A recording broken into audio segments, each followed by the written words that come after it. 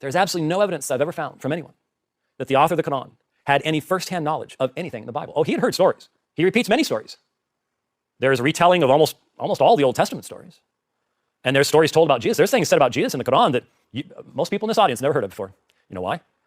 Because the author of the Quran thought they were in the gospel, but they're actually in the Gnostic Gospels.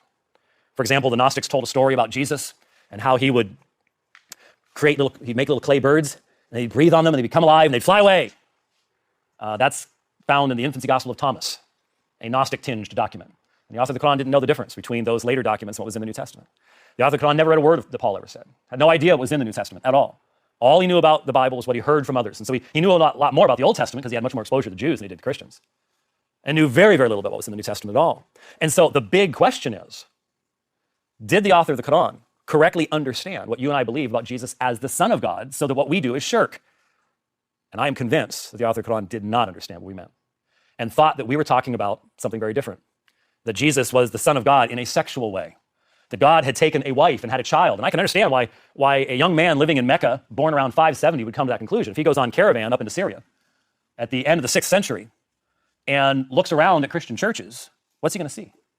He's going to see representations of God as creator. He's going to see statues. He's going to see crucifixes. The exaltation of Mary had already begun, so he's going to see a woman. He's going to see a woman with a baby. He may see a dove, but that's not going to mean anything to someone coming out of the deep desert, right? So what does he see? He sees God the Father. He sees a woman. He sees a baby. And so you go to Surah 5:116 in the Quran. In Surah 5:116, Allah says to Jesus, "Did you say to the people, worship me and my mother as deities in derogation of Allah?" There's the only place in the Quran where the three are mentioned. And who are the three? Allah, Mary, Jesus.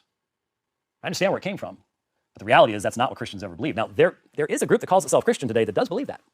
They're called the Mormons. But they came around in 1830, so I'm really not sure how that fits in with anything in the... Unless you want to say the Quran is a prophetic refutation of Joseph Smith, which I've never heard a Muslim suggest before, that's really not going to help you out too much. And so there's a major, major problem here.